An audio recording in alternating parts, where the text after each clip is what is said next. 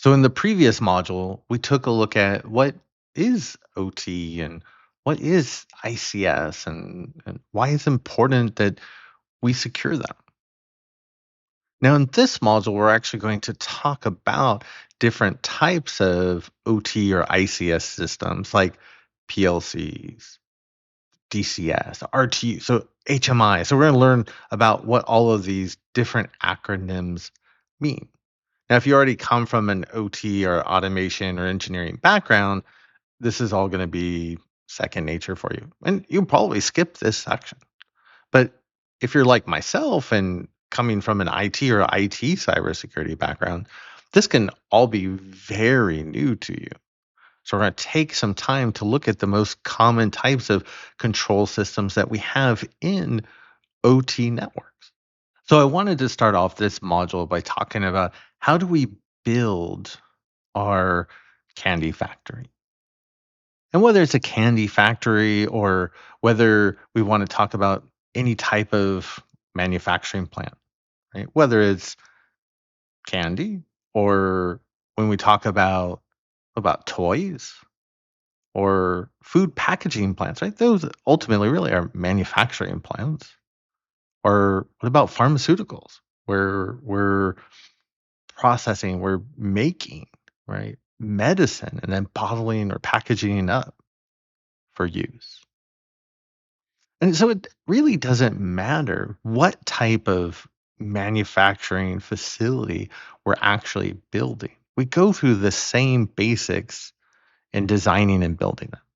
And that's the same basics not only applied to manufacturing plants, but other types of critical infrastructure and control system environments like power plants, water treatment facilities.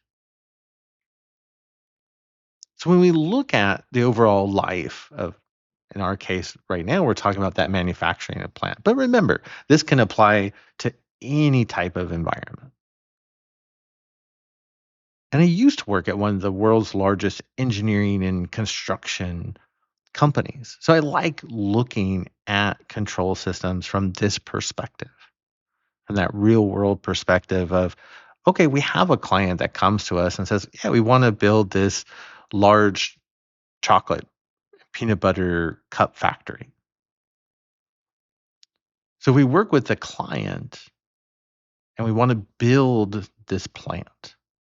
Well, first we have to go through what we consider where they talk about the feasibility study. So we have to find a place to build the plant and make sure that we can legally and ethically build at that location. Right?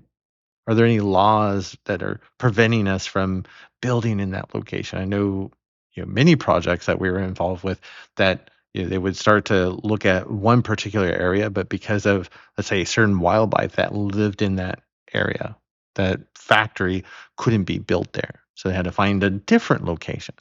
And so there's a lot of work that goes into understanding, is it feasible, right, to build this plant here? Maybe it's in a flood zone and we want to avoid the flood zone. So it's, again, is it feasible to build here? Can we do it legally? Can we do it ethically? And then, okay, we know now where we're going to build the facility. So once we have a place to build, and basically as we have one team going out and trying to find where we're going to build the plant. At the same time, the engineers are actually designing the environment. Right? They're designing the process. They're looking at the equipment that they're going to use, right, to come together to create a service or build a product. Like in this case, remember chocolate and peanut butter candy. So we have to have the engineers that look at, well, how are we going to do this? How are you going to use equipment to be able to take things like in raw material form, like peanuts, that you then have to create peanut butter, and then we have to take cocoa beans to make into chocolate, and then come up with a system, a process, right, to be able to turn these into this chocolate peanut butter cup. When you start thinking about everything that's involved, yeah, could be a complicated process. So engineering goes on for some time, right? And while engineering is going on, we're doing all the other work like the feasibility study, the site selection. Even when we start talking about, well, once we do have our site selected, we have to get permits to build, right? We have to make sure that we comply with any legal requirements for the facility itself. Because facilities, right, they're built in a city, and that city is in a county, and then that county is in a state, and then that state is within the country. At least looking at a plant that's going to be built in the United States. And so we have all of these different laws that apply to that environment. So we have to make sure we follow those. Now, once we have at least most of the environment designed, we don't have to have it 100% designed. But by the time we have most of it designed, this is where we can start buying the materials that we need to build out that plant. So think of steel and concrete, the control systems themselves. So maybe we'll decide on a particular vendor and an integrator to help us, right, be able to come on site and install all that equipment and program it to be able to control the process of, in this case, right, creating chocolate peanut butter candy. And then we start construction. Sometimes, right, construction can be one of the longer phases, especially in the beginning. Might take you, let's say, 6 to 12 months to design an environment. That's medium to large size environments, where it could take you years to actually build out that project.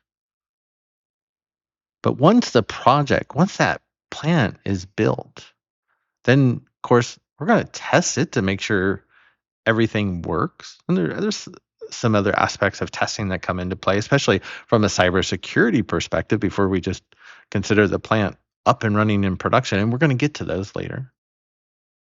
But we're going to test to make sure, everything works safely, most importantly, but that everything works according to plan in the plant. So then ultimately we're up in production. We're up and running 100%. This is called commissioning. So we're like my old company, where basically we turn over the keys to the client and say, the plant's now yours, and it's up and running. So that's where the engineering, the construction companies, they pretty much step away for the most part. They're still there in case issues pop up, right? That they need to help troubleshoot and address, right? Basically, just like calling support. So in our example, right, in this case, right, once we're up and running, we have our chocolate peanut butter cup factory, right, pushing out candy, right, as fast as it can, right? We're up and running. We've been commissioned. And then we enter this longer stage when we talk about operations and maintenance.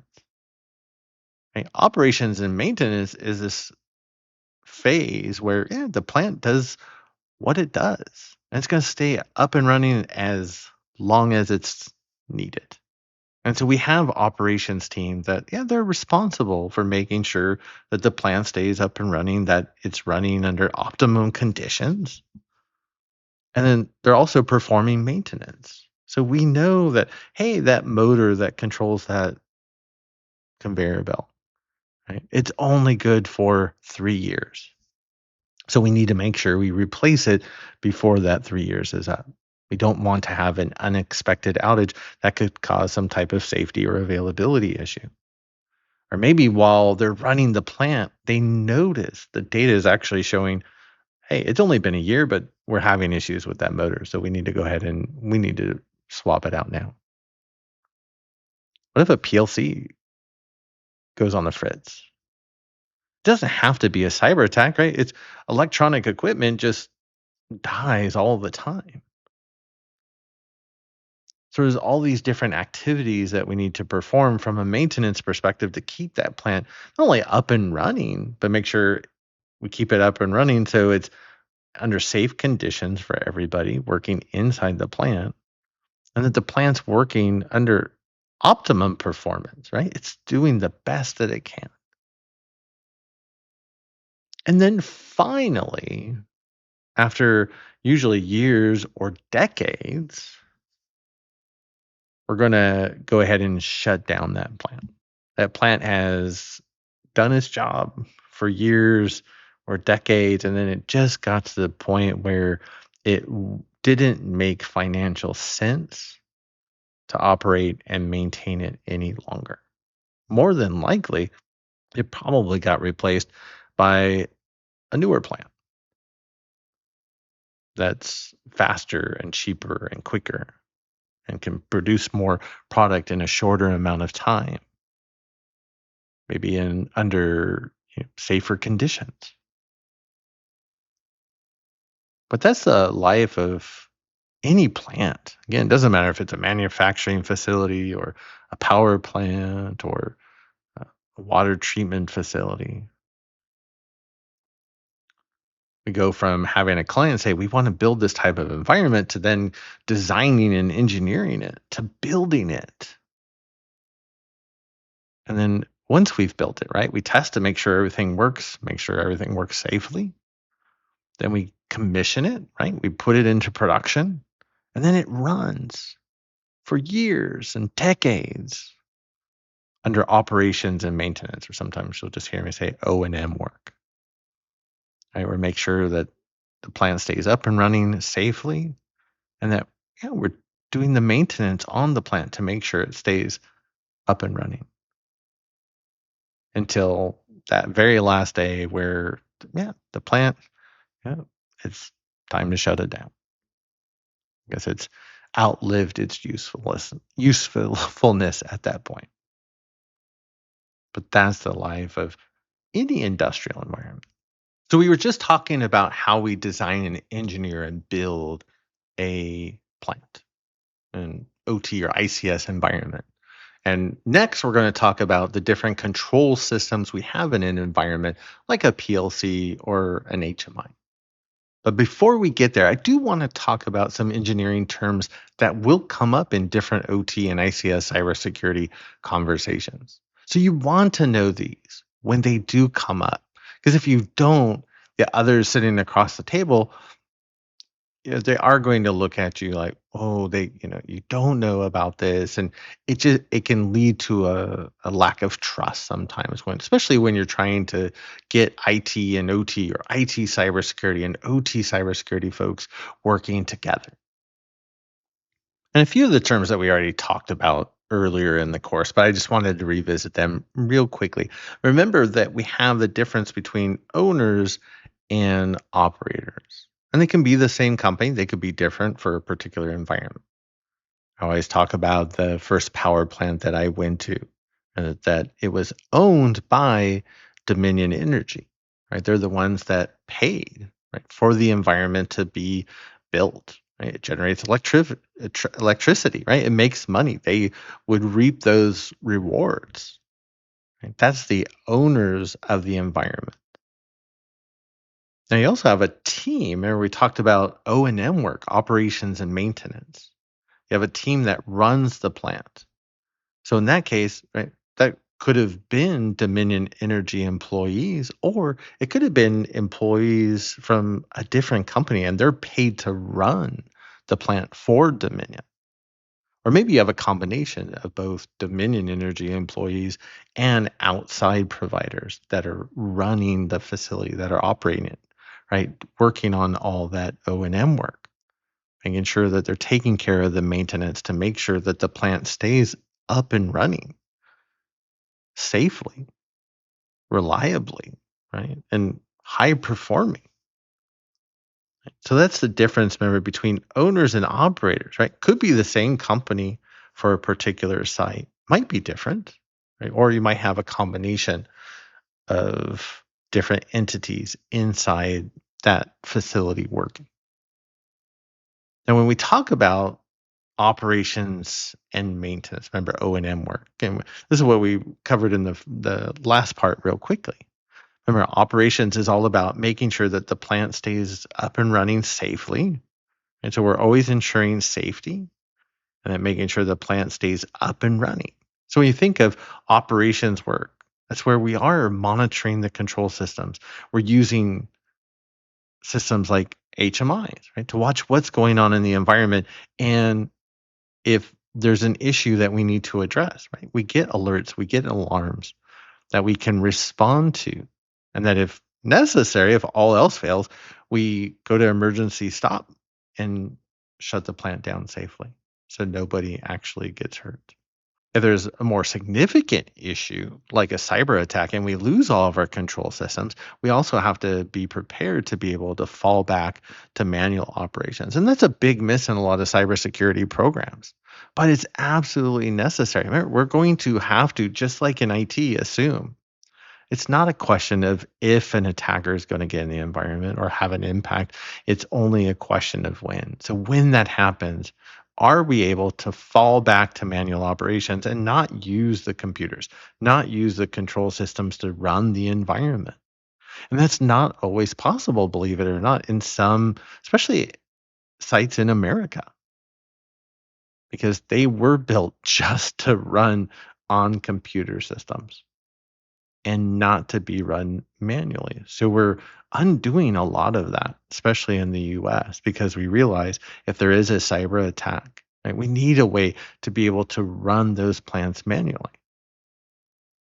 And as we mentioned, maintenance, right? That focus on making sure we're doing the continual upkeep that's required to make sure that the plant stays up and running and it's safe.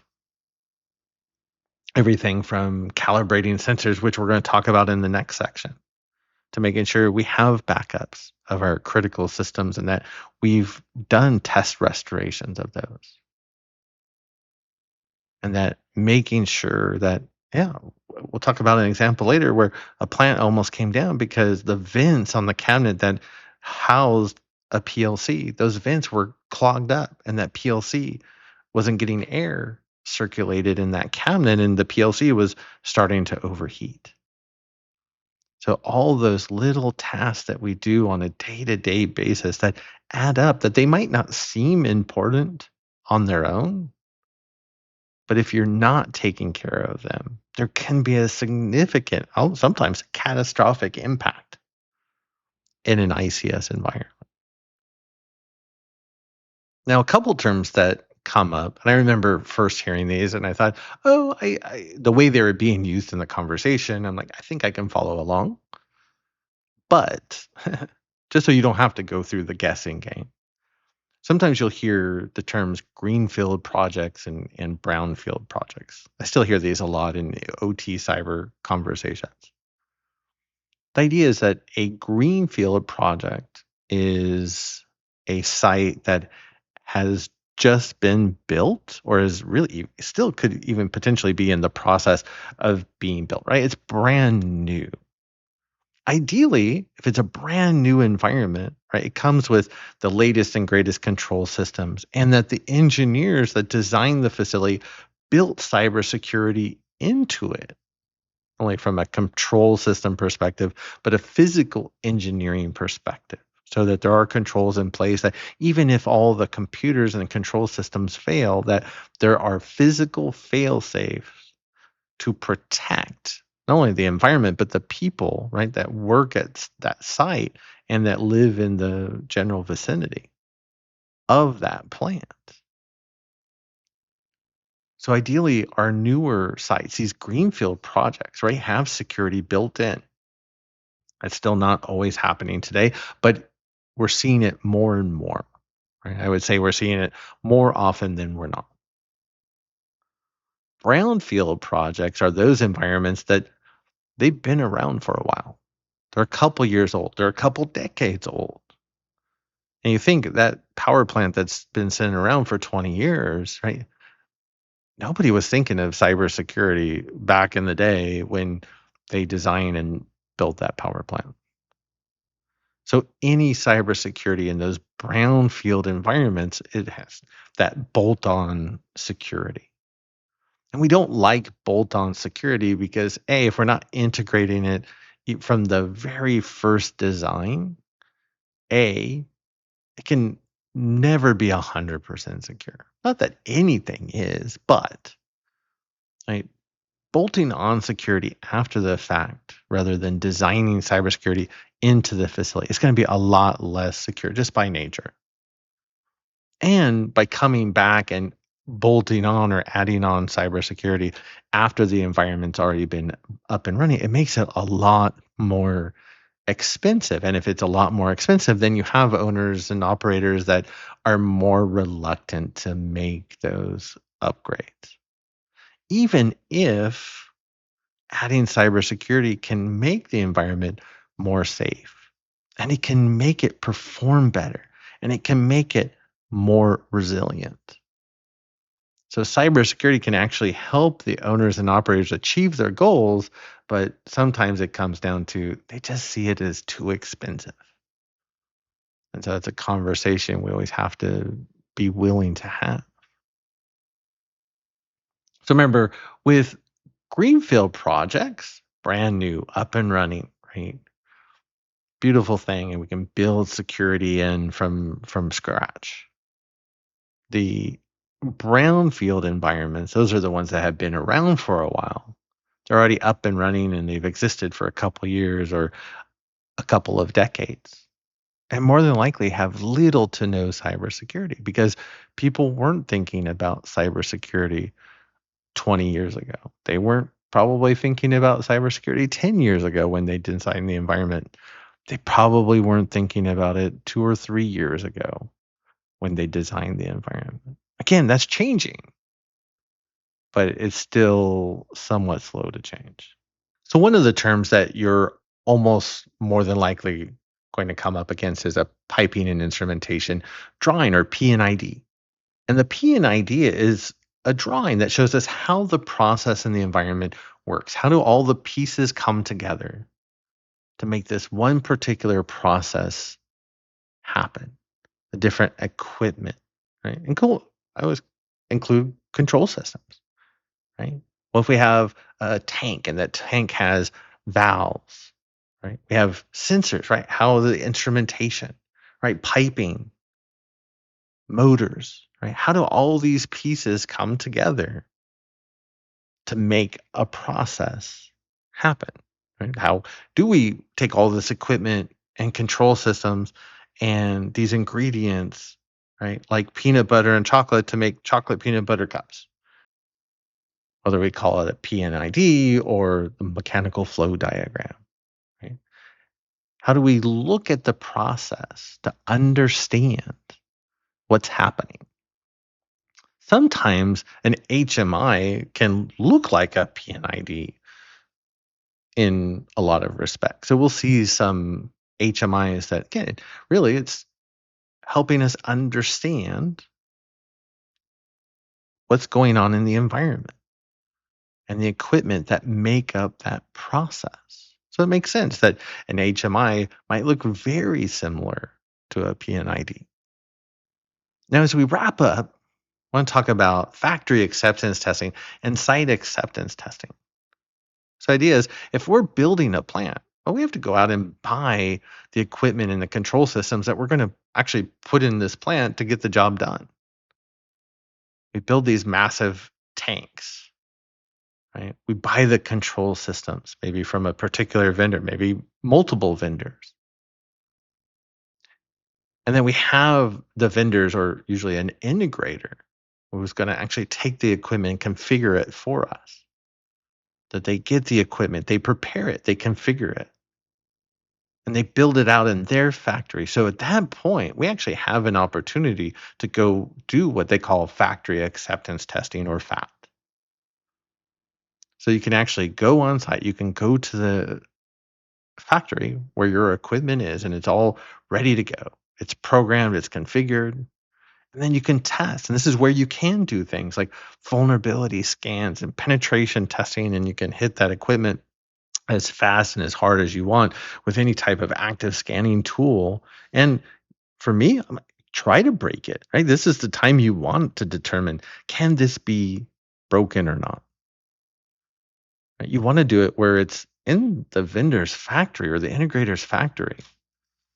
So that way, if you do find an issue, right, they can fix it versus letting that equipment get on site and then having the issue. So take advantage of the factory acceptance testing, right? Go on site to the integrator's factory. Again, kick the tires on the control systems they build out for you. Scan away. Try to break them because you want to break them in the factory where then they can fix the issues before they ship them to the site, and then you integrate them, and then you have some type of failure which brings down the plant or has some type of safety issue. So make sure you take the time to go through and document, right, your FAT or your factory acceptance testing procedures, and walk through the process of testing the equipment. It also includes the basic security hardening. Even at a minimum, making sure that you take the security hardening guidelines of the vendor and walk through to make sure, have you disabled those unnecessary services? And this is a big one that people don't think about, have you changed the default credentials? And we see a lot of attacks today taking advantage of control systems, still running the default passwords. So have that checklist prepared. Part of that come from the vendors, part of it should come from your own cybersecurity program, and hopefully maybe some from this class. So you'll walk through the first lab in this module will walk you through a simulated factory acceptance testing process. So you get a good idea of what you're looking for when doing the FAT. Now, after you've done the factory acceptance testing, the equipment, once they've addressed any issues that you found, is then sent on site to get integrated into the factory. So you can still do some testing at this point before ideally it gets hooked into all the other systems, right? Because you still don't want to get to a point where you cause a failure that's going to result in a safety or an availability issue. Right? But you still want to make sure, hey, did you do things like change the default credentials? Did you fix the things that we talked about in the factory acceptance testing? So it's really that final set of checks that you have to make sure that that equipment, like the different control systems, like those PLCs, those RTUs, the HMIs, do they meet all of your requirements before you put them into the environment, before you wire them in, before then they become part of the environment that eventually is going to be commissioned and be up and running in production. So this is your absolute last chance to be able to do full testing before it gets put into the environment. Again, factory acceptance testing is where you're doing the vast majority of the testing. It's kind of like that secondary phase. Yeah, we're going to test to make sure everything was fixed, everything was addressed. We're not going to try and break anything necessarily at this point, and that we're going to make sure that all of the issues that were discovered during factory acceptance testing were addressed before we integrate these systems into the environment. So in the first lab for this module, you're going to run through a simulated factory acceptance test. So think you're going on site to that integrator's factory where they've built out the equipment, they've programmed the control system, right? They've wired everything up. They've programmed everything. So now it's your job to take your security checklist, go through and evaluate the systems that they've put together to identify cybersecurity issues. So you'll go through this predetermined list to determine what they have done and what they haven't done. And potentially, maybe there's some other issues that you could spot that aren't in the actual checklist, because I find that happens quite a lot. So that's what we're going to be doing in the simulated FAT for Lab 3.1.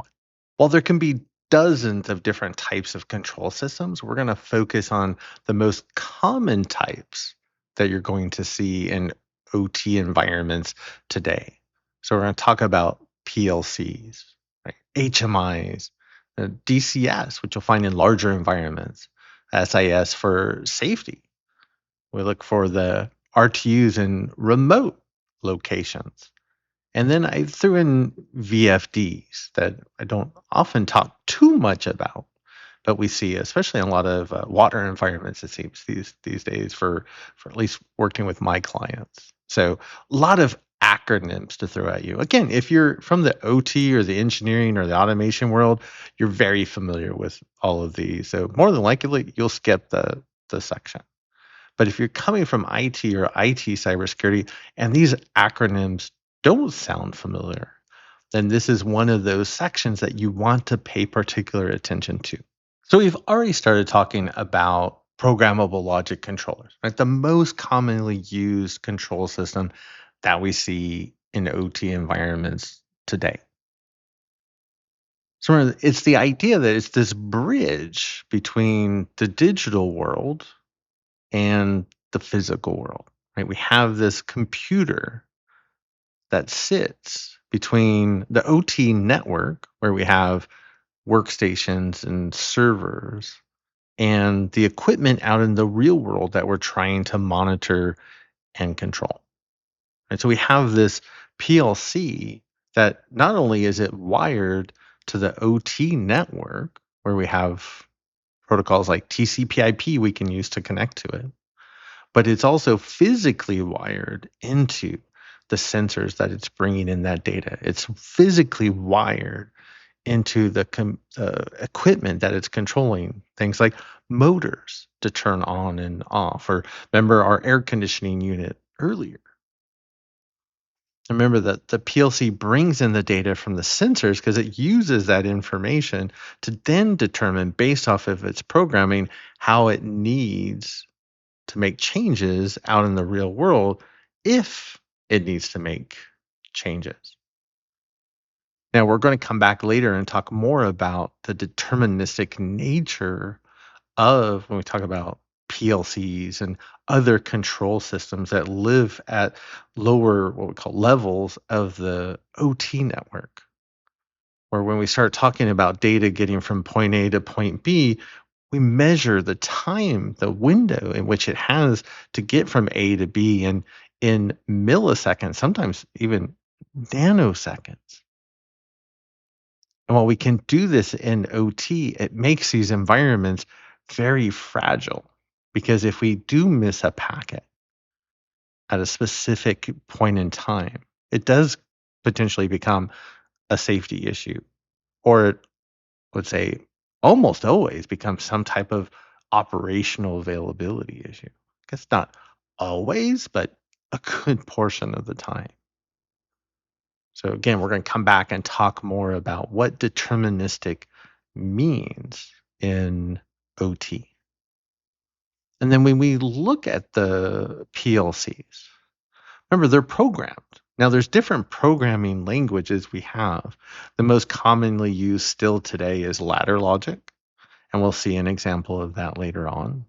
There are other uh, programming languages as well. So structured text is another big one, especially if you have complex mathematical formulas that you need to run to be able to make decisions. Structured text is going to be your best friend. This is actually the programming language used in the lab shock environment. So we're going to see it in action as we're going through some of the labs, including the second lab in this module. And then you can see there's also instruction list, sequential function charts, function block diagram. But the main one that we focus on in this course is ladder logic. Again, we'll also talk about structured text because it's the second most popular and I think has a lot of great uses in modern environments today. And the others we'll take a real brief peek at, but we're mostly focused on the main two, especially ladder logic. Now, quick note, this is not a PLC programming course in any stretch of the imagination, but I will have a lot of resources to point you to if you want to learn about PLC programming, which I suggest you at least learn the basics. It doesn't mean you can't do OT cybersecurity without knowing how to program a PLC, right? It just means you're better suited, you're more prepared to do the job if you do. It's like somebody in IT cybersecurity. You're better able to do the job if you can at least read basic code Like if you can read a simple Java file or a Python script, if you can look at that and have at least a basic understanding of what's going on, right? It makes you definitely a better cybersecurity professional. Same thing here. If you want to be an OT cybersecurity professional, you need to at least have a basic understanding of how to program PLCs and other types of control systems.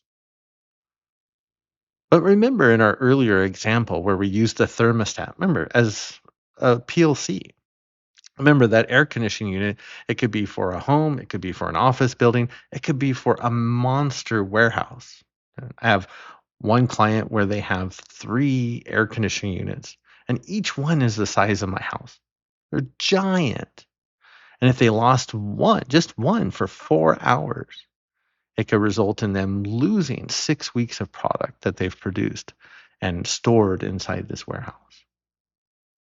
Again, it doesn't matter if it's an air conditioning unit or a turbine in a power plant or a clarifier, which is one of those big water tanks that we use in a water treatment facility to clean water. It doesn't matter if it's a subway train flying down the tracks. It doesn't matter if we're manufacturing Barbie dolls, right, going down a conveyor belt, or those chocolate peanut butter cups. It all works the same because we have a control system. We have that PLC. Remember, it has the set point. In this case, we want the room to be 70 degrees. We want that warehouse to be 70 degrees.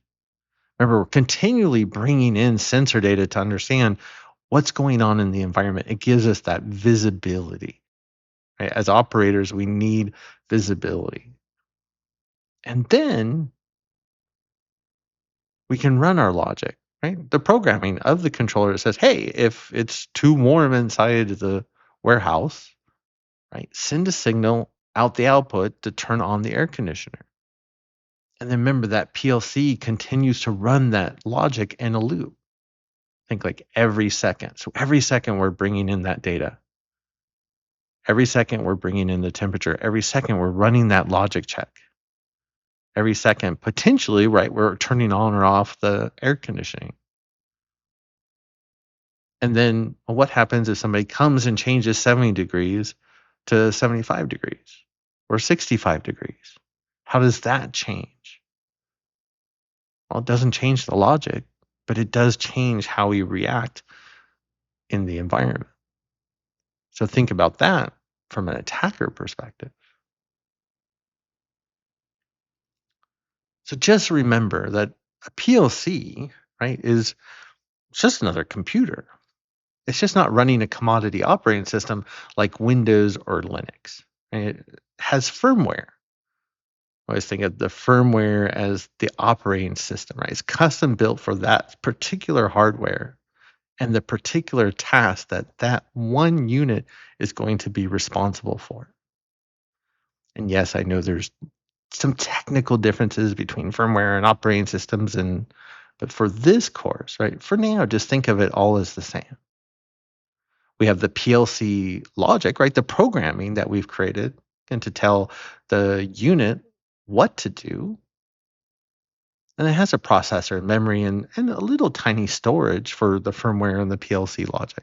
And at the end of the day, it's just another computer, even though some engineers absolutely hate when I say that. Some others say, you're dead on, right? And then others, they just hate when I say, oh, it's just another computer.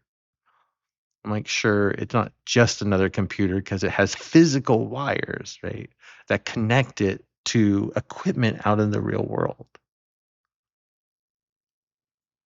And remember, inputs, right? We're bringing in those signals. We're bringing in sensor data. We're bringing in if somebody's pushed a button, flipped a switch. What if I have maybe a water storage tank and I have a level switch to understand, like, once that tank gets to its maximum limit, let's say at 90% capacity, I want to make sure I have that physical stopgap to signal to say, hey, don't allow any more water to come into this tank. Cut off all of the motors and the pumps. Shut the valves. The PLC takes all that data and then remember, it uses the logic inside to determine What are we doing out in the real world? Are we turning things on or off? Right? Those indicators line on and off, the motors, right? The valves, making sounds. It's all up to the PLC based off of the logic. Okay, now we're in a cybersecurity course, so then this is where we start thinking about, well, what happens if an attacker gets on the PLC? What if they start changing the logic? Could they introduce safety or availability issues? Absolutely, 100%. So it's one of the things that we're trying to protect against in OT cybersecurity. So now we've talked about the PLC a couple of times. Now we're going to talk about the other most commonly used control system we have, which is the HMI, or the human machine interface. Think it allows humans, us as the operators, to look inside the OT environment, to look inside that process that's happening, to understand what's going on. And if we need to, be able to make changes. Right? It gives us that ability to see what's going on in the environment. Remember, we get the visibility, and that we can also make changes. And it's a program to give us control. It should hopefully be programmed not to allow us to make changes that would be dangerous. And so it's this GUI, a graphical interface of what's going on in the environment, and allows us to make changes if we need, especially if we get an alert. We can get alerts or alarms that pop up on the HMI. Maybe it starts flashing the screen or starts making noises to get our attention as a human operator to then go look, see what's going on in the environment, do some troubleshooting, make some changes if we need to adjust the environment.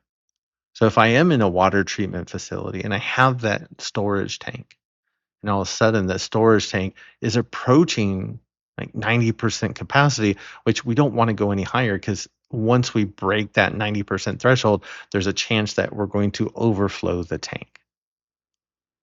So we could have alarms and alerts that we respond to hopefully prevent things from getting to the point where, yeah, we have a mess on our hands. Again, maybe it doesn't sound so horrible that we have a water tank overflow. And maybe that's not necessarily a big deal in most cases. But what if it does become a safety issue or some type of availability issue? There's a big concern there.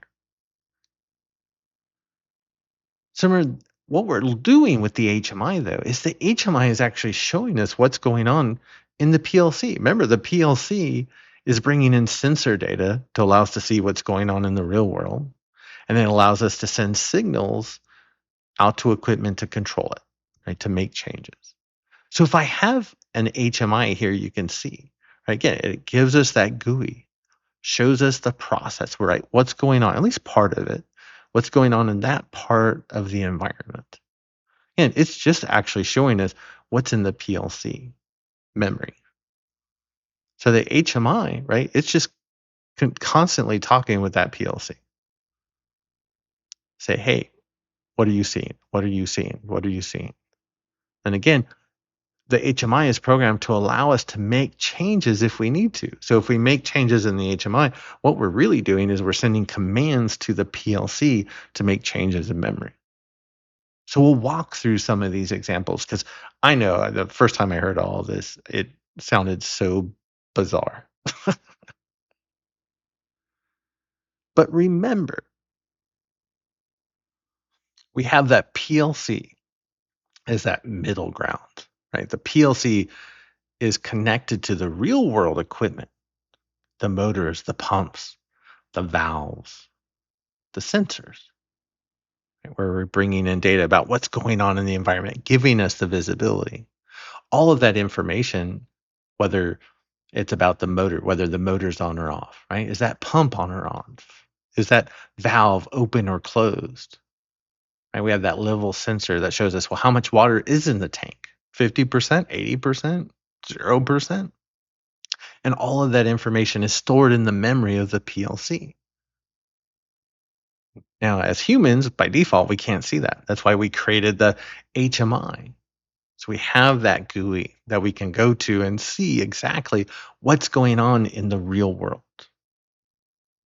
And then if we need to, again, we can make changes. Now, this is all going on the assumption that there's not an attacker in the environment. This is where things can go sideways very quickly.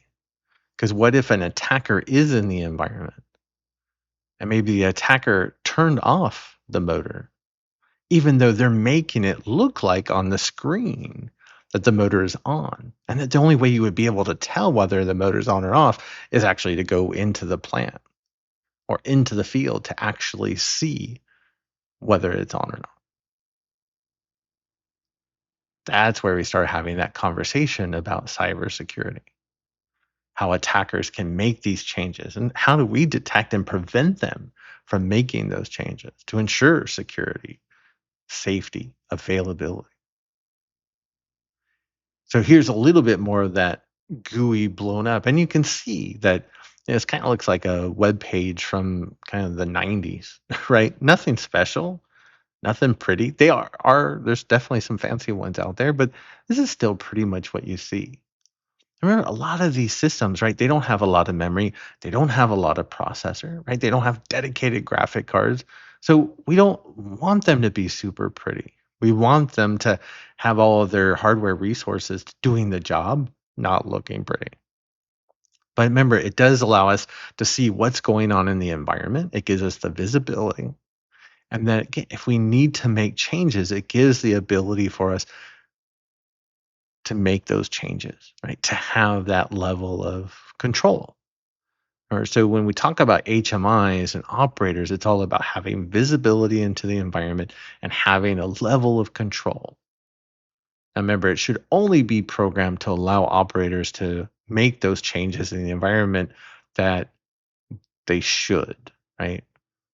We're not going to give them the ability to create some type of dangerous environment. Like in this case, I always see a tank. I always start thinking in this environment, could they cause some type of overpressurization situation to cause that tank to explode? We would never give an operator the ability to do that through HMI. Doesn't mean an attacker couldn't take that ability, but we'll talk about that in a little bit. But keep that in the back of your mind. The HMI should be programmed to prevent the operator from doing anything that's going to impact safety and availability. But also think those HMIs, they're programmed by people and people make mistakes. So as we go throughout this course, we'll see where programmers and developers of control systems have made those mistakes. And you'll be able to start spotting some of these as we go on. Here's another one.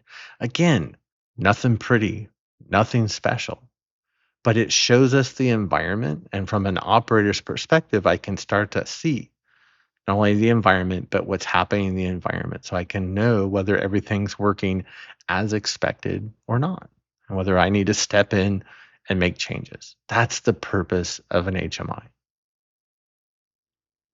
Now, here's an HMI that was compromised. This is actually compromised by a hacktivist group from Iran called the Cyber Avengers. What they were doing is they were finding these HMIs that were connected to the internet. There's actually a combination PLC and HMI unit from this manufacturer called Unitronics. And Unitronics, it's an Israeli company. They manufacture the systems in Israel. So the Cyber Avengers being Iranian, they see them as, well, they're Israeli devices. So if you're connecting them to the internet, we're going to hack them. And then we're going to wipe the PLC logic so it stops functioning. And we're going to replace the HMI screen, like the ones we were just looking at that showed us the environment. And we're going to put our image up that says, you've been hacked, down with Israel, right? We get the message. That is all because these control systems were exposed to the internet with the default password of 11111. And we mentioned earlier that one of the big problems we see is control systems still use those default credentials. So you always want to make sure you change your default credentials. They don't have to be super strong. I'm not asking for, 64 characters in uppercase and lowercase. And no, it just needs to be something different than the default. That's the main point. Because otherwise, you can end up like this, especially if you connect the control system to the internet. In the OSINT module later in the course, we'll actually see how you can use tools like Google or Shodan, Census, Zoomai are different platforms that are designed to help find control systems that are exposed to the internet. And we'll also see how we can do it with AI now as well. Now, the DCS, or the distributed control system, can seem a little different at first, but I like to think about it just in how it's different from a PLC. And we're going to see a screen that shows, kind of compares them so you can see the difference. Remember, a PLC, which controls equipment out in the real world, it only has the ability to control a limited number of systems, right? Pieces of equipment. Think of when we talk about the inputs and the outputs, we talk about the capacity of a PLC a lot of times and the number of I/O, right? How many physical wires can we actually hook up to that PLC? And in a very small environment, that's doable. Maybe you only need one PLC. Maybe you need a dozen PLCs in maybe a small factory, but that's it. But think about it. If you have a dozen PLCs, you're managing them all individually. Right? So that can actually be an administrative nightmare as you grow your environment. In much larger environments, that's where we have a DCS. So think of it as just one big PLC for your entire plant. So it allows you to monitor the entire plant and to be able to make changes, right? So you have the visibility and you have the control. Now, I also mentioned that you see these, especially in larger industrial environments, with a continuous process. Remember, when we say continuous process, it means that we're generating a product or service output, right, on a continual basis. So something like a power plant. Right? That power plant is continually generating electricity. It's a continuous process. So you'll see a DCS in large industrial environments, like power plants. And we do talk about in the DCS world that we are concerned with resilience, reliability, availability. So we're going to have redundant components. That's not always the case, especially in smaller environments that just have a handful of PLCs. If the PLC goes down, it gets replaced, but we don't have one in line to take over if the primary PLC or controller goes down, like we would in the DCS environment. And a DCS can also work in conjunction with the SIS, the safety instrumented system, which we're going to come back and talk about next.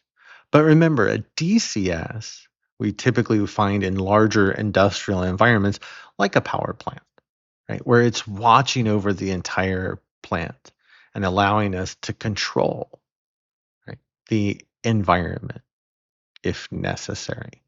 Or a PLC is just for a very small portion of a plant. Now, this is what you can see as a breakdown of the DCS. Remember, it's giving us complete visibility and control over every aspect of the plant. So even from the control room, right, we can see everything that's going on in the environment. We can get the alerts, we can get the alarms that we can respond to. But really, if you think of it from like a system makeup perspective, right, it's really a bunch of servers and a bunch of controllers where we have the programming logic just on PLCs. But that's not where a lot of times we actually see the physical wires that connect those controllers to the equipment. That's the remote I/O that we can see, and also the controllers. Well, you see the remote IO, and that's where, especially because in these large environments, and I have a controller sitting in one location, and maybe it is pulling sensor data, but that sensor itself could be hundreds of feet away.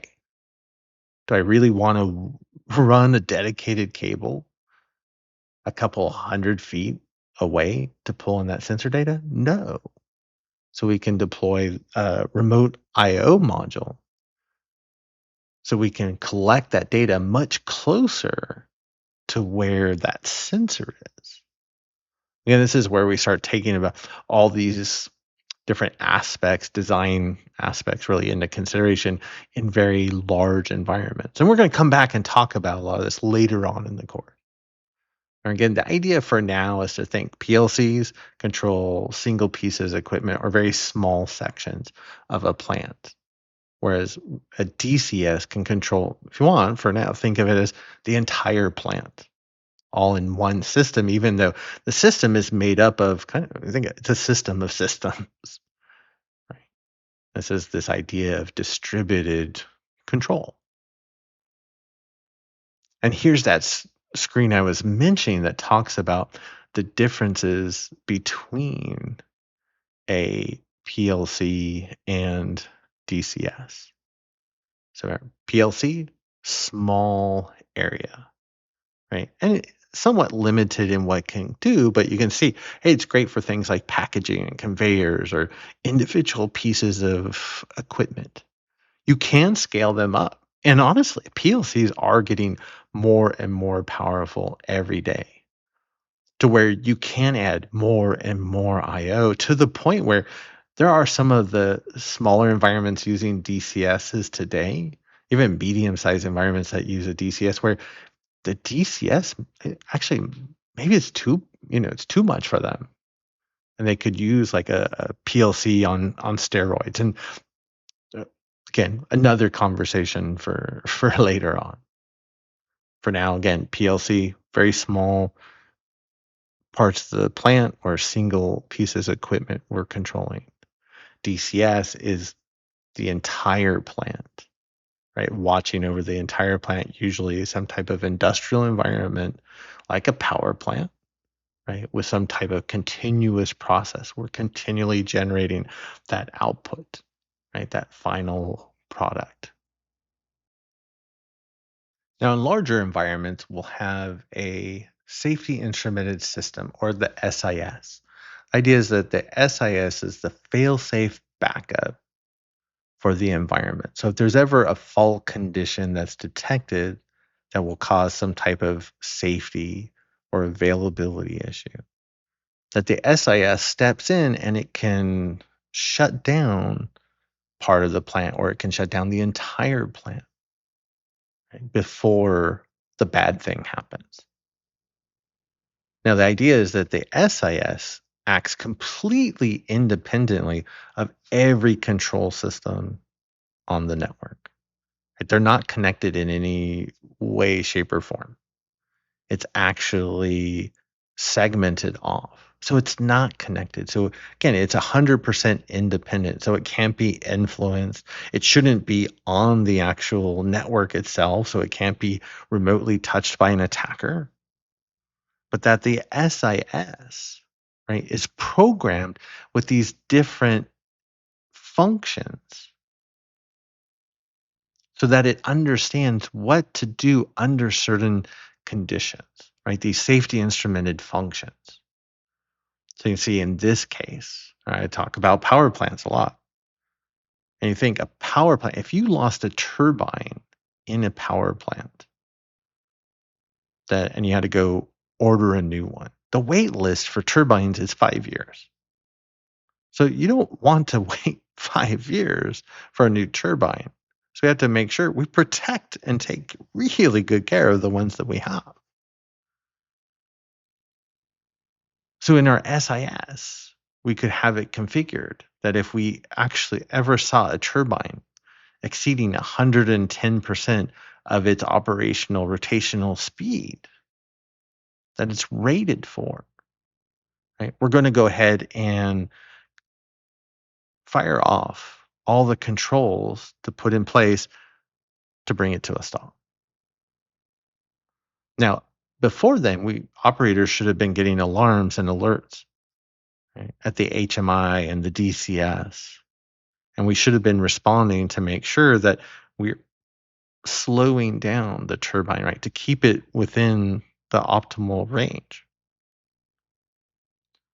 But on the off chance that for whatever reason, all the steps that the operators are taking fail, and let's say that turbine just keeps going faster and faster, and all of a sudden it hits 100%, then it's 105, and then it's 100, and then finally the SIS says, okay, enough is enough. Any further, right, we're either going to damage the turbine, or it's going to, maybe the turbine, right, gets to a point where it causes a safety issue, so we're going to just take the steps to shut it down. And then it uses the physically engineered processes, right, to shut it down. It's not a computer essentially that tells it to stop. It's actually enacting these physical controls, and it's doing it near instantaneously.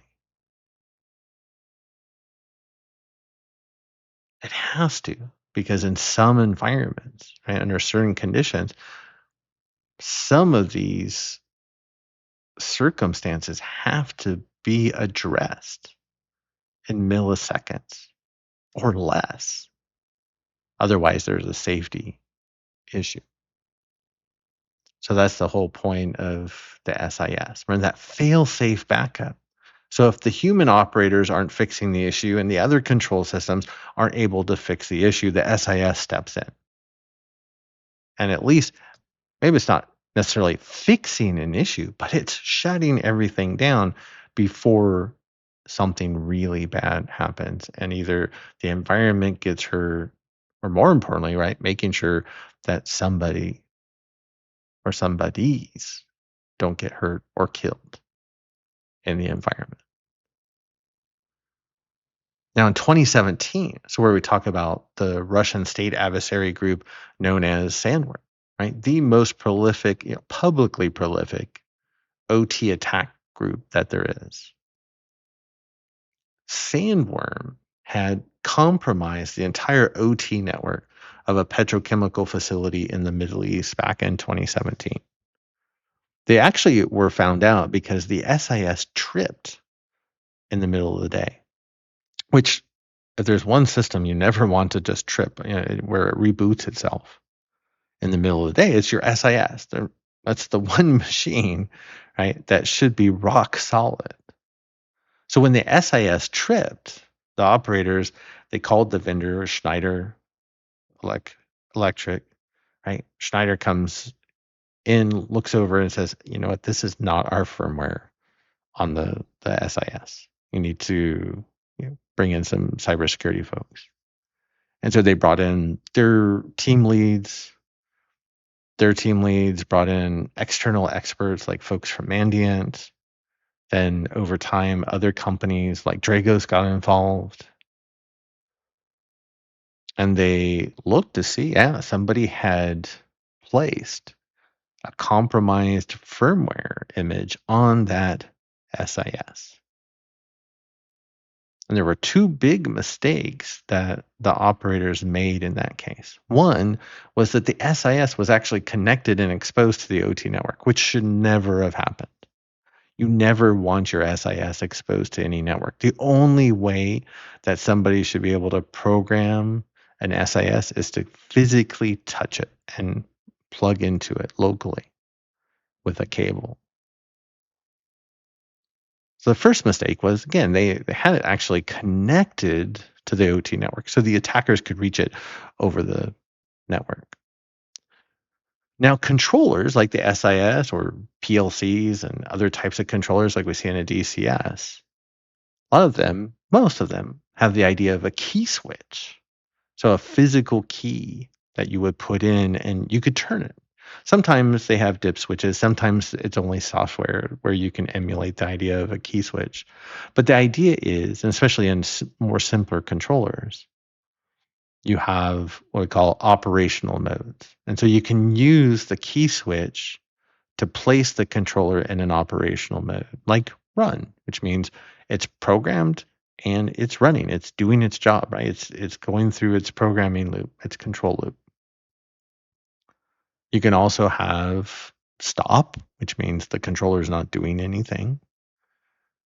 Where we get in especially trouble with from a cybersecurity perspective is a lot of these controllers have a mode called remote program. So it would give somebody the ability to program that controller remotely. This will sound a little confusing at first, but what you'll find, and this is actually what my master's thesis was on, or my master's white paper, was the fact that people think that if you put a controller into run mode with the key switch, that it's 100% secure from remote manipulation by an attacker. And that's not true. What it will prevent somebody from putting their own firmware on the control system, which is what happened in Triton, right? So perfect, right? From that perspective, it is more secure. Most controllers, though, even if they're in run mode, if you go just to update the logic running on the controller, you'll actually go to push the change and the controller will say, hey, you're in run mode. Are you really sure you want to do this? And all you have to do is click yes, and it'll say, okay. And we'll implement that change. And we'll come back and talk more about that in the key switch, especially from a cybersecurity perspective. But for now, there were two big cybersecurity misses at this petrochemical facility. One is they had the SIS exposed and connected over the OT network. And the other was that the key switch wasn't in run mode. And if you're not in run mode, that would give the attacker the ability, if they can connect to the SIS, to where they could put their own firmware on the controller. I know a lot of the folks that worked that case. I know the folks that have reversed engineered the firmware. And they actually, found a very simple issue in the firmware that caused the SIS to trip. A lot of times, I think most people think it was actually because the technical skill that was required to build out that firmware, and this mistake was so simple, they actually figured it was done on purpose, and that maybe the person that was programming the malicious firmware didn't believe in the mission that they were handed to them by the Russian government. So they essentially wanted to be found out. But regardless, right, that the teams that were brought in to reverse engineer this firmware, right, found the mistake. The gentleman that had actually found the mistake was able to fix it in about 5 minutes or less. And not only fixed it, but then also realized that that version of the code was written for that type of SIS that's used most predominantly in the Middle East. And so he actually rewrote a component that would allow it to work for the American version, which is, I guess it's a great thought exercise, but we would just never want that capability to get out in the hands of attackers. But remember, the SIS is that fail-safe backup safety system for the plant. So it can shut down parts of or the entire plant to prevent the really bad things from happening. So start thinking of things like, explosions or turbines, right, overheating to where they damage themselves. And then you have to go buy a new one and you have to put yourself on a 5-year wait list. That's the job of the SIS. But it's all about safety. So we have to take the extra steps to make sure that that safety system is protected. So if we're looking at where the SIS sits in the Purdue model, which we've already started to talk about, you can see in the model that I've created that the SIS, while we see it as sitting down at level one as other controller like PLCs and RTUs, and we'll talk about RTUs next. The idea is that it sits in its own segmented part of the network, right? It's either firewalled off or it sits behind a data diode or it's not connected to the network at all. Best case really is it's not connected to anything. And that the only way to be able to touch it or communicate with it or program it or upgrade it is to physically touch it. Now, today, we like the idea of being able to take events from our systems and send them to a SIM. So it's like, oh, okay, I get that. So we want to send event data from the SIS. It's important, right? We want to see what's going on with the SIS. So we could put it behind a data diode or a firewall to make sure that it can send event data, but nothing on the OT network can actually connect to it, especially over TCP/IP. Again, the only way you're going to be able to program it is to physically touch it, right? It's the only way to keep it safe, and it's the safety system which keeps everything else safe. So we have to take those additional steps. But we'll come back and we'll talk more about that in the secure network architecture module coming up. So another type of control system we have that you might hear about, especially in power, is where we talk about remote terminal units. So the idea is that you can place these at remote sites that you're trying to monitor and control. When we talk about remote, we're talking, potentially miles away. So that's why it is popular in energy or power conversations, right? Because we have these substations miles and miles apart, where we have large amounts of electricity, right, being transferred over long distances. Or think of a pipeline like Colonial Pipeline. And you have pumping stations miles and miles apart, but we still have to be able to monitor what's going on at each of those remote locations, even though, again, it could take you hours to drive to them because they're out in the middle of nowhere. But we still have to be able to monitor what's going on. And we still have to be able to control. But a lot of these, right, they're connected back to, think of like corporate headquarters where we're doing the monitoring and controlling, right? They're connected over typically a lot of times these slow and unreliable wide area network links. And so RTUs are designed. So what happens if that line gets too slow, or what if it just drops and you lose connectivity? So that way, not only can it do its own local monitoring, but it can do its own local control on itself.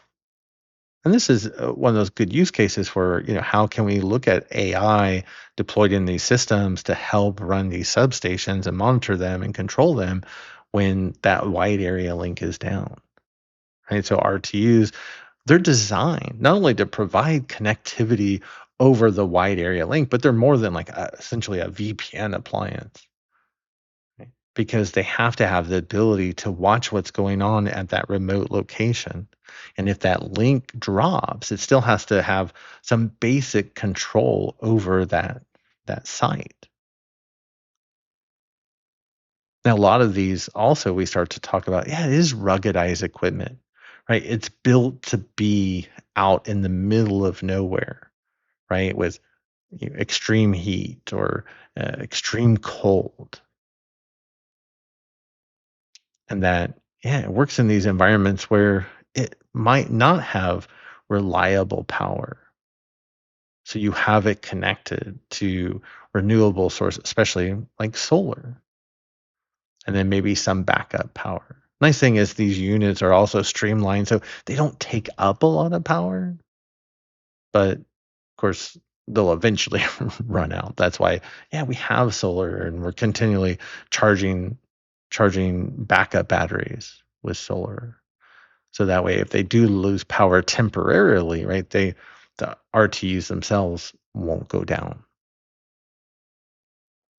But you do see those again at those remote locations, whether it's in a substation that's miles away. Again, that oil uh, pipeline, right? With those pumping stations, right? Somewhere that somebody has to go drive out for an hour or two, right? To actually troubleshoot or be able to make a change. We don't want to have to drive out if we don't have to. So the RTU, remember the RTU, yes, it gives us that connectivity, but it also can do local monitoring and control if necessary if we lose that connection back to the home office. And this is what it looks like, right? So we have our main control OT network, and then we have that remote site, maybe at that substation. And you see that remote substation has things like circuit breakers and transformers and protective relays. And we're going to come back and talk about intelligent electric devices, or IEDs. I know, horrible acronym, but how they sit inside the substations to help protect the equipment in case there's ever a sudden surge in electricity. Think of like a lightning strike and how fast lightning moves. So that's where we have to start being able to flip breakers at the nanosecond level because of how quick, right, lightning moves. Because we can't afford to lose that substation. We lose that substation, we lose power, and that power, right, that power could be going to, say, a significant portion of a large city. Maybe it's an entire city that it powers. But remember, those RTUs have to be able to accommodate for maybe that wide area link between the main OT network and that substation goes out. Those links go down, but we have to make sure that we can still monitor and control the substation. Make sure it still does what it's supposed to, even though we lose that link. And then finally, we'll talk about the VFD, or variable frequency drive, which I didn't include in the last course, but this is one that keeps coming up more and more. When I first came into contact with these, I was actually, believe it or not, I was looking for an air conditioning unit for my house. And this is where if you get a really expensive air conditioning, which is not the one I got, you would actually get an AC with a unit with a VFD in it. Right. My air conditioner unit, you turn it on, you turn it off, right? If it gets too warm, you turn it on, it gets back to the desired temperature, you turn it off. Just like the example we talked earlier about in class with the PLC.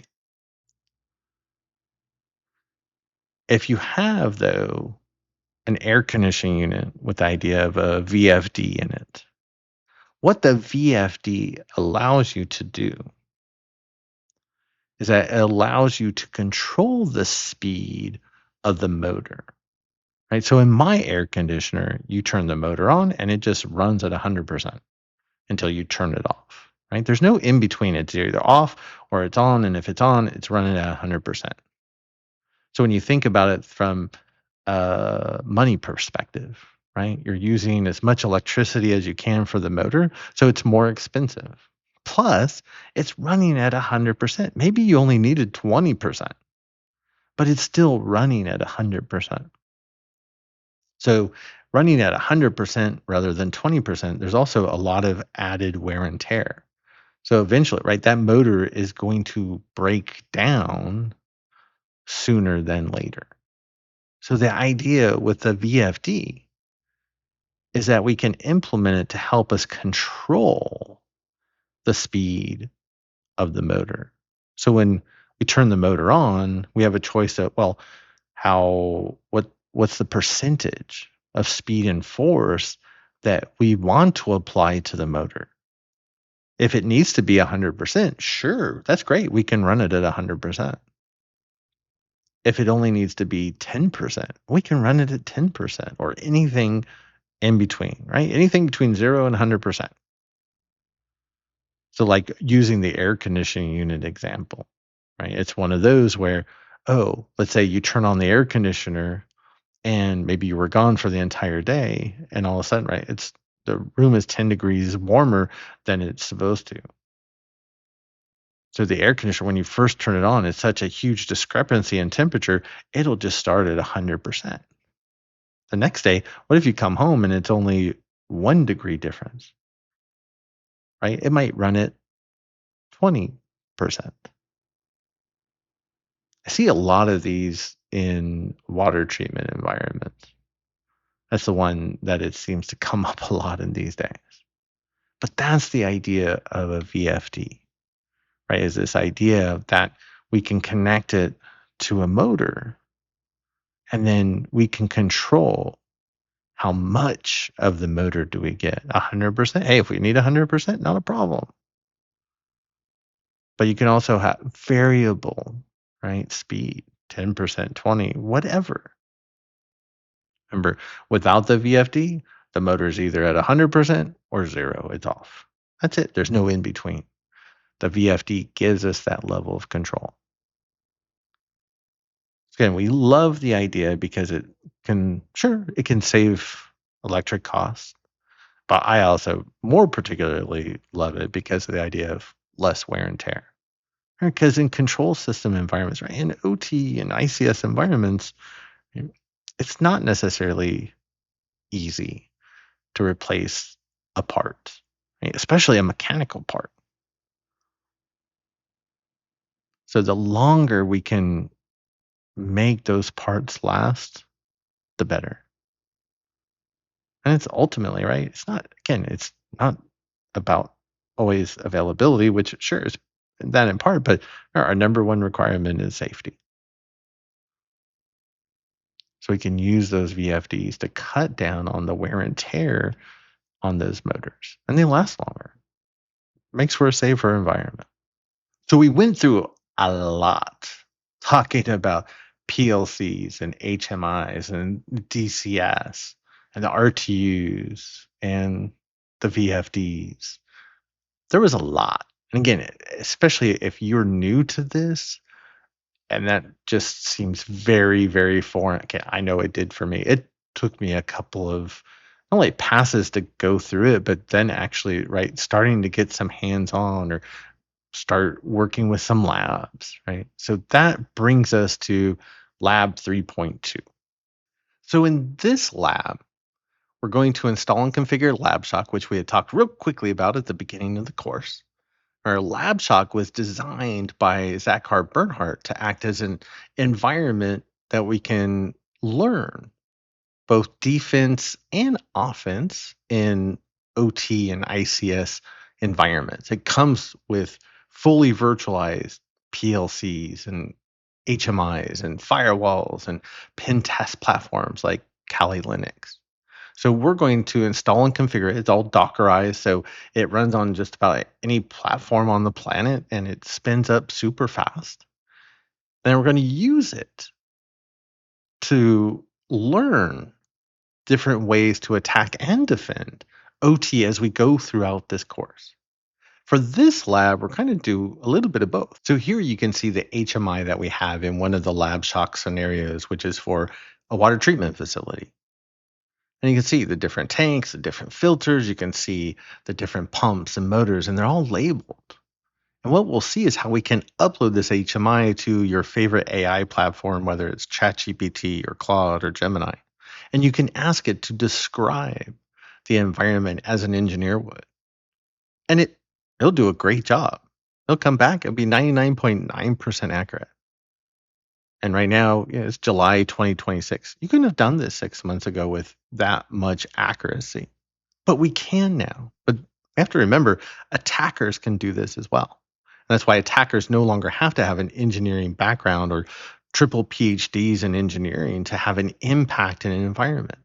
We can upload this to ChatGPT, let's say, and say, not only describe the environment, but tell me how we could just to create an attack to have an impact in the environment. So we can look at it from the attacker perspective, but then also come back and say, well, how would we defend against those different types of attacks? So we're going to explore how we can use AI as a way to not only look at this from the attacker perspective, but also how we can defend against those attackers. So now that we've talked about the main types of control systems that you're going to see in an OT network, like PLCs and HMIs, now we're going to come back and talk about the other types of systems that we're going to see in pretty much every OT network out there. These aren't necessarily control systems, though. These are systems that they're laptops, they're servers, right? They run Windows, sometimes they run Linux. So they're really IT systems, but they're sitting in the OT network and they're used to run the plant or they're used to help the business understand what's going on inside the plant.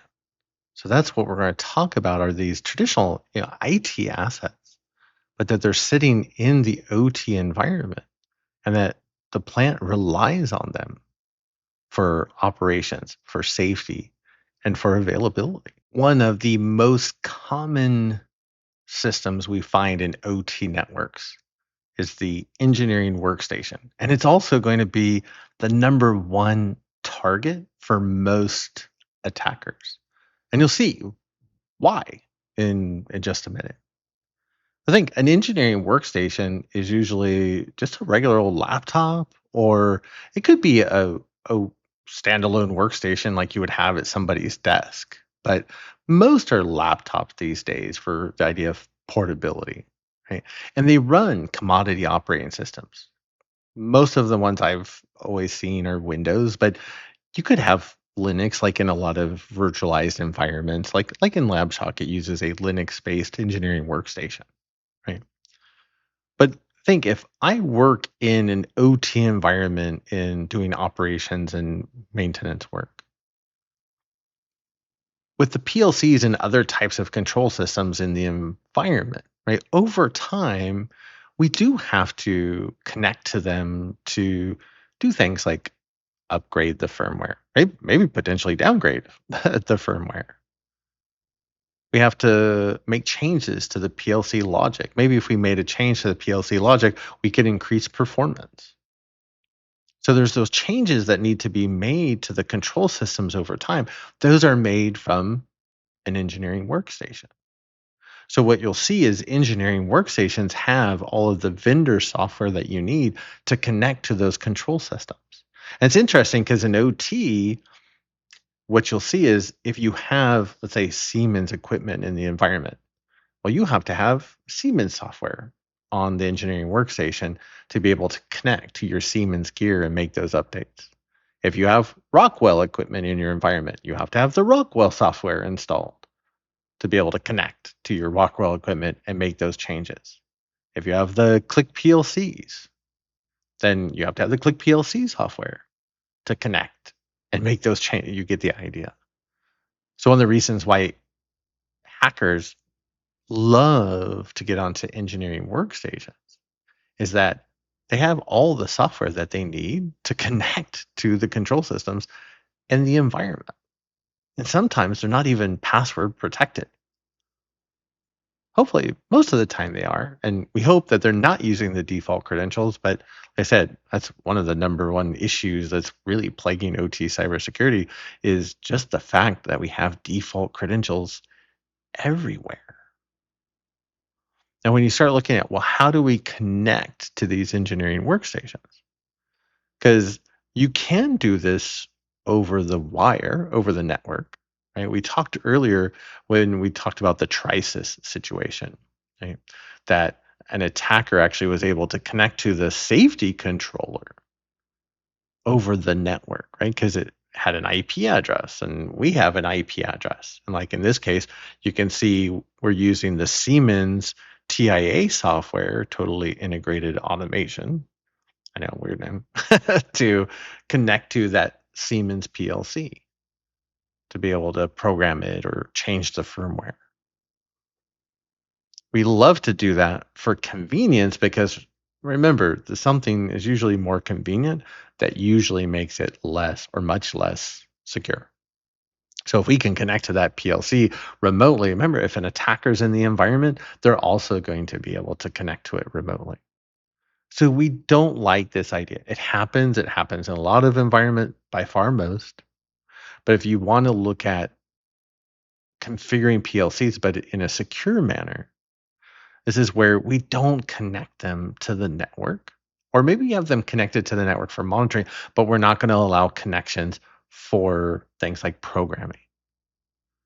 But here we have a Rockwell PLC that has no IP address, and that we're going to connect to it using that laptop over a cable, like an RS-232 cable, just like you would use to hook up to a Cisco switch and make changes, right? Now, realistically, right, we want our PLCs pretty much everywhere these days to have IP addresses. And we're going to come back in the secure network architecture section, right, in that module to talk about how do we really keep those PLCs with IP addresses secure. When you start to get the idea that you can use an engineering workstation to connect to PLCs and make changes to firmware or PLC programming, but if you're doing it over the network with IP addresses, remember, if an attacker's in the environment, they can also have that connectivity. So we do like the idea of forcing local updates. If anything, you're going to do this for your SIS if you have one, right, in those medium, larger industrial environments. But this is what it looks like a lot of times. Right? You have that old spool for maybe cabling, right? That's sitting in the factory floor, and that you can actually use that as your desk. And here it looks like TIA is open, and you got your cable running in to connect into the PLC and make those changes. Remember, we love the idea of doing it locally from a security perspective. Because if you don't have the PLC connected to the network for updates, awesome. Chances are, though, you probably have it already connected to the network so it can communicate with other hosts. So, but at least remember, for your SIS, force the local updates, right? Because it should be segregated, segment completely off the OT network.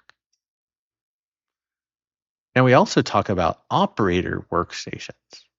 So engineering workstations, like those are usually used for folks like PLC techs that are doing the O&M work. They're working in the facility, making the changes. Operator workstations, more for when you think of the folks that are sitting in the control room. And they're watching across the entire environment to see what's happening. Again, usually Windows machines, could be Linux boxes. But they're sitting in the control room that allows us to watch what's going on throughout the environment. And so really, it's just a bunch of HMIs where we can see those alerts, those alarms as they come up. I think this is a great example, right, of a control room, because not only do you see the HMIs, but you also see the CCTV feeds. And then you also have these big windows where you can see into the plant. So let's say if something caught on fire and you would see the smoke. You would see, right, that indication visually that something bad is happening in the environment and that you can take action as an operator. So that's the idea of the operator workstations, right? We're using those to look across the entire plant. Engineering workstations we use to connect into individual control systems like PLCs, maybe the SIS, right? Different types of controllers to program them and make changes to firmware. And then finally, we want to talk about data historians.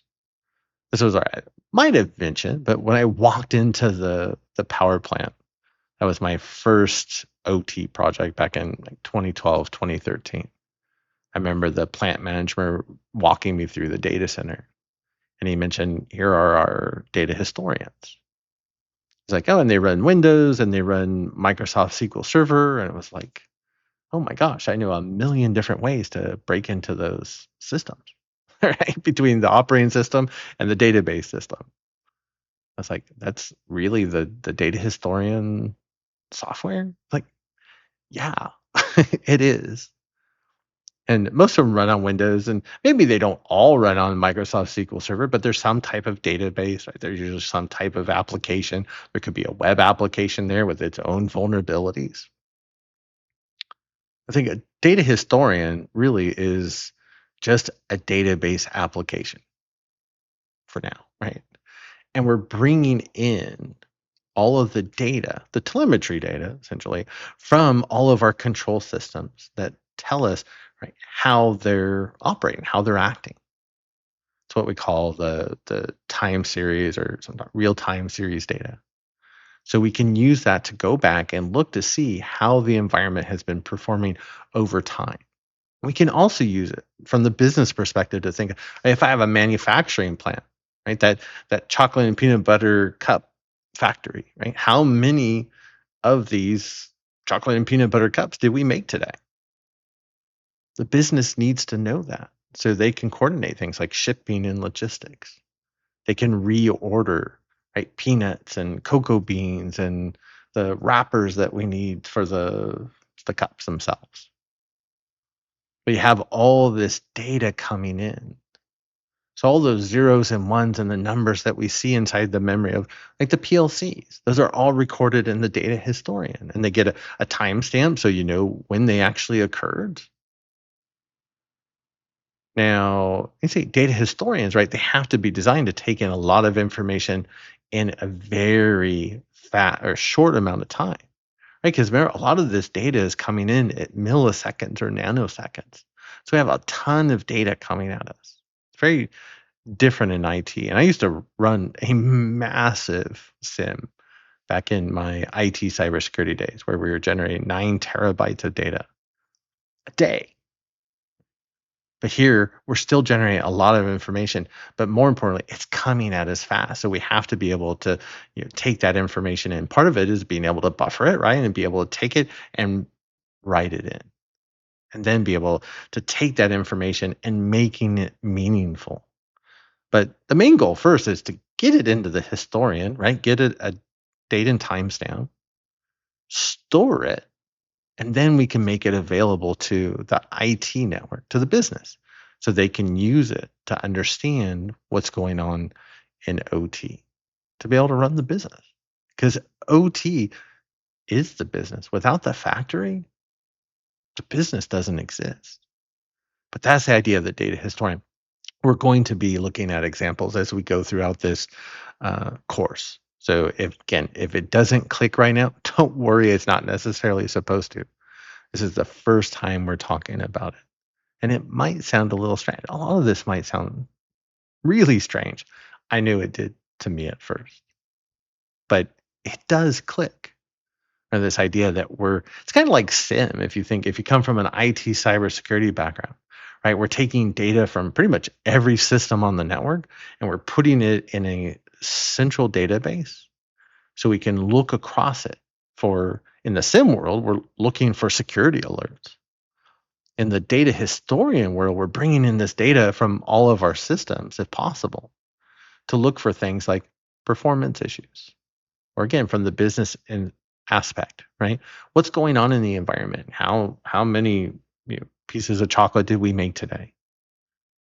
Right? How much inventory did we use? Right? How much raw materials? Right? How many did we produce? How many do we have to plan for shipping and storage? Those types of things. And so that all comes into place. And sure, you know what? We can use it for security as well. Not a lot of environments do, but we can. So we do need to start watching that data from a security perspective because even we might not be as defenders, but attackers definitely are.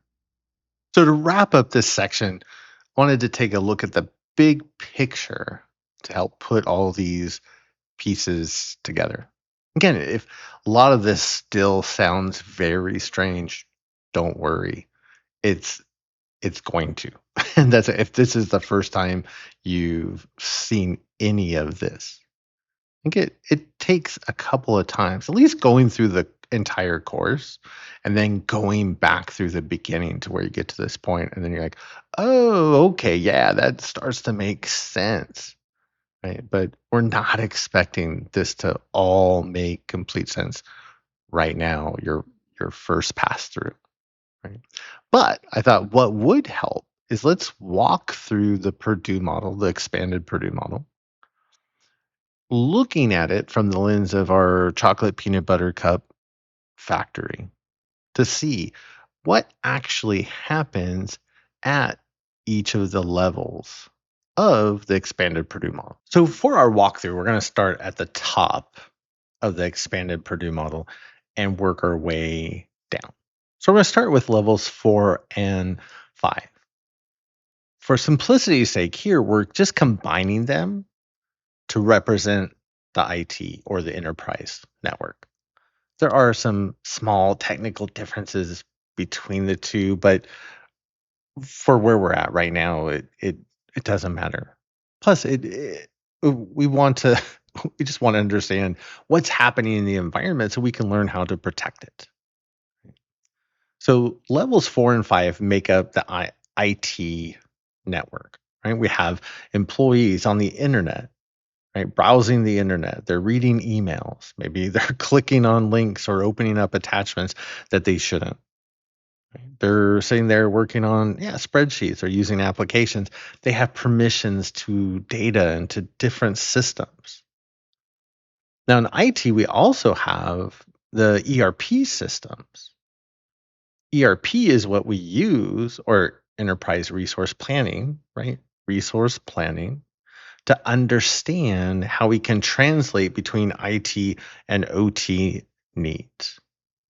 Right? When we think of let's say our chocolate peanut butter cup manufacturing facility, right? It needs resources to run, not only employees, but it also needs raw materials like peanuts and cocoa beans and packaging and wrappers.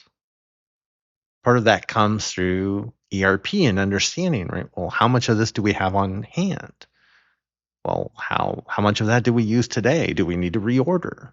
Are we ever going to run out? So that's partly what we're using ERP for in this situation. And as we get new orders in, let's say from clients, maybe they submit orders through an online portal for some large batches. Then the ERP will send those orders to the manufacturing execution system, which should be sitting in the OT network. Sometimes it's in the IT OT DMZ. I've seen them sitting on the IT network. But we'll say in our environment, we're more secure than others. And the MES or the manufacturing execution system sits on level 3, right? It's inside the OT network. Now, of course, if it sits inside the OT network and the ERP system needs to send data to the MES, then we're going to want to send it to some type of middle tier component that sits in the IT OT DMZ that we're going to look at next. Because remember, we have levels 4 and 5 that represent the IT network. Levels 3 and lower, right, 0 through 3, represent the OT network. So we're going to put level 3.5 together, which acts as that IT OT DMZ, or the IDMZ. So that way it allows us to securely send information from OT to IT, and like in manufacturing, from IT to OT. Because we're not going to allow OT to directly go to IT, and we're not going to allow IT to directly go to OT. They have to go through this middle ground. So if the ERP systems in IT want to send to the MES sitting at level 3, they first have to go through an intermediary system. Sometimes we call them bastion hosts, right? That sits in that DMZ. And that we're going to write those firewall rules as restrictively as possible. Because we don't want too many paths that an attacker could find and use to gain access to other systems in the environment. If we do it right, at least in this case, the attackers would first have to compromise the ERP system to then compromise the host in the DMZ that the ERP system talks to. Some other common examples of why we have the DMZ is, well, think in the OT network, we have a ton of Windows machines. Remember, operator workstations, engineering workstations, data historians. Those are servers and workstations that We do want to make sure they get the latest security updates, but we don't want to give the OT network direct access to the internet to download those patches. So we can sit a patching server inside the DMZ, and the patching server inside the DMZ, it pulls the patches down from a server in the IT network, and then it makes those available to a patching server in the OT network. Remember, we're never allowing OT to talk directly with IT and vice versa, let alone ever giving OT direct access to the internet. Not for this purpose, at least. We'll come back and we'll talk about industrial Internet of Things, where we do use the internet with OT, right, in a later module. There are data historians. We have data historians on the OT network collecting all the telemetry, all the performance data, right? What's happening in the OT network across our control systems. And we want to send that to the business. But again, we don't want OT to talk directly to IT, right? We're not allowing level 3 to talk directly with level 4. We're going to go through that middle tier. We're going to send it first to a system in the IT OT DMZ, and then it will forward to IT. Sometimes a lot of people refer to this as the one up and the one down rule. So if we're looking at things from the Purdue model, if I have a system, right, sitting at level 3, we're only going to allow it to talk directly with systems at level 2, right, one down, or level 3.5, one up. That's a general rule of thumb that people use. And then last we can talk about jump hosts, because we do have in just about every OT environment the need for a remote party, right? A vendor, a contractor, manufacturer that they're sitting out on the internet and they need to connect into the OT environment to make some updates or do some troubleshooting on a system in the OT network.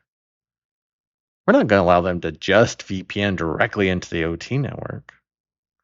What we'll do is usually have them come into the IT network, and then from the IT network, they connect to a jump host that's sitting in that OT IT DMZ. And then from there, they have a firewall rule, and hopefully it's time-based as well, so that they can connect to the one system that they need access to. So that's the idea of the IT OT DMZ and the one up, one down rule. So level 3, this is where now we're truly into the OT network. Now at this higher level, this is where we see this is primarily all of our Windows-based servers and a lot of workstations. So we do have the manufacturing execution system, the MES or the MES, where we get those orders from the IT network. And it pushes out to the control system to say, hey, we need to create this batch of 500 chocolate peanut butter cups. Well, if we got 2 orders at the same time, maybe does one take higher priority? Maybe there's a slight variation in the recipe for that other order, and maybe we're out of that product. Like, oops, that was a major fail. But the ERP system has to take all of that into consideration. We see other services live at this layer, like Active Directory. A lot of people, I remember going in that power plant, I didn't realize Active Directory was an OT, right? I don't think a lot of people realize that. And all of a sudden you see, oh, well, you have all these Windows machines. So yeah, it does make sense that you have Active Directory. So you don't have to manage them each individually. Right? You have usernames and credentials and group policies for pushing out security policies to each of your Windows machines. I wouldn't touch the Windows-based HMIs, but for the data historians, right? For the file servers, the print servers, why not? And we have data historians. We have the data historian that's going to push up into the IT/OT DMZ to then make that data available to the IT network. And then this is where we find operator workstations, right? Because the operators are sitting there in the control room and watching everything that's going on in the plant, monitoring to make sure there aren't any issues, making sure that all the events and the alarms are responded to accordingly, right? They're kind of fail safe for ensuring not only operations but safety. Now, as we go down lower, this is where we start to see the Windows machines and the Linux machine, right? The commodity operating systems going away. And this is where we start really talking about the control systems. So we have the HMIs, right? Our graphical interfaces, our GUIs that we can use to see what's going on in the environment. If there's an issue, right, we start getting alarms and an event if they're programmed correctly. So that way we can make changes if we need to. We can shut down the plant if we need to, if it's a safety issue. We're collecting all of the data on how the environment, the systems are performing. Remember that time series data that we're going to come back and look at lots of examples. And this is where we can have engineering workstations that sit and that they could remotely connect to a PLC at level 1 to make updates to firmware or PLC programming logic. This is where, again, we really start to get into the control systems themselves. So where we have the HMI, but we still have some of those Windows-based systems as well as like engineering workstations and data historians. So it's kind of like that collection of a little bit of everything. Now, level 1, this is where we talk about true control systems. This is where our PLCs sit. We say the DCS sits here. DCS is real. I mean, we could kind of, depending on who you talk to, right? The DCS can be on a couple of these levels, but the main controllers themselves, right, sit at level 1. Because remember, anything at level 1, it's acting as that bridge between the data network, which is levels 2 and higher, and then the real world. Everything that sits in the real world, that's level 0. So when you have controllers, whether it's a PLC, whether it's a SIS, whether it's a DCS controller, right, it's acting as that bridge between the data world and the physical world. That's level 1. So that's why I show the DCS here. And then remember the SIS, we keep segmented off. We keep it isolated in its own network. Because if we can connect to it over the network, so can the attackers. Remember, and that's the fail-safe safety system that ensures safety for people and the environment and for the plant. So we don't take any chances with it. You can see VFDs sit at level 1. Sometimes people might say 0. Or the VFD is what we can use, that variable frequency drive, to change how much of the motor is actually used, right? Rather than running at 100%, hey, we only need 50%, run it at 50%. It costs half the power and we have half the wear and tear on it. So that's level 1. So level 1, that's right, pure control systems. When I say control systems or ICS, we're really focused on level 1, even though, right, control systems by themselves, what are they going to do? By themselves, nothing. We need level 0, we need level 2, and the other levels, right, to actually make control systems at level 1 meaningful, right? Because control systems without sensors at level 0, right, we can't monitor or see what's going on in the real world. Right? So those control systems do nothing. If they're not, control systems like PLCs aren't wired into those physical pieces of equipment, and we can't make changes, right? And it's all the different pieces of the puzzle that come together to make up, this case, right, that chocolate peanut butter cup manufacturing plant. Level 0 is everything that happens in the real world, right? Roasting the peanuts, breaking them down, creating our own peanut butter. We're also taking cocoa beans, creating chocolate, liquefying that, pouring them into molds to make these little chocolate cups to then pour this creamy peanut butter into, and then putting even more chocolate on top of that.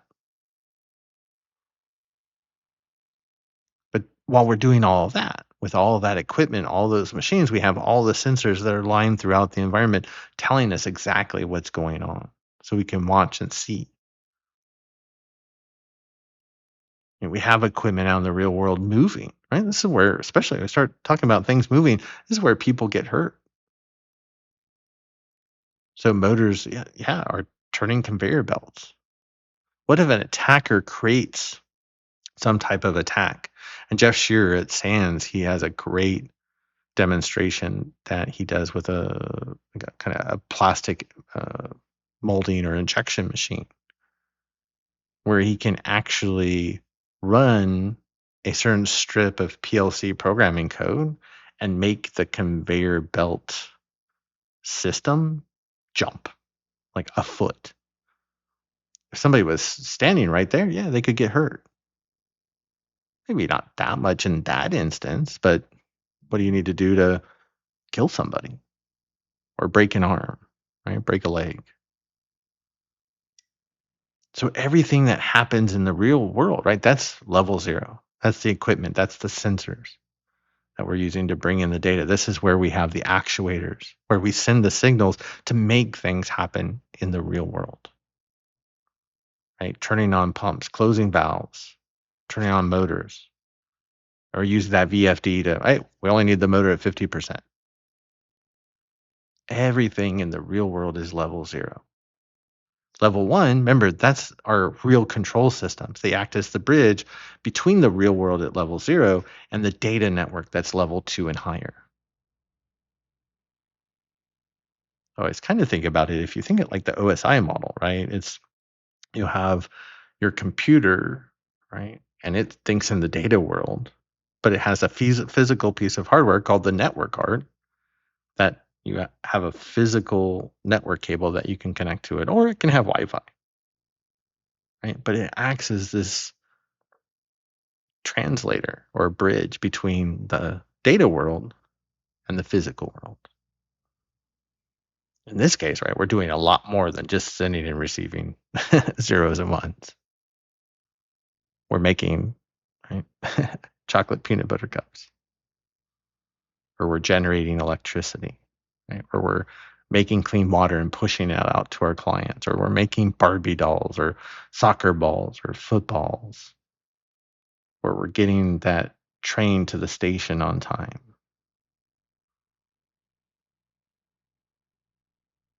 But it doesn't matter what environment you work in, the basics, right? It all functions the same. And the nice thing is we can focus, and should absolutely, on understanding how that process works.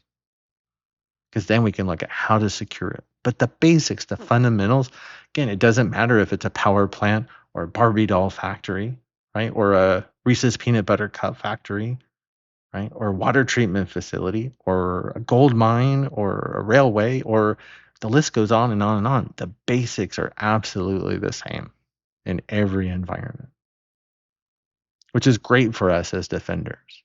But it also makes it really easy for the attackers.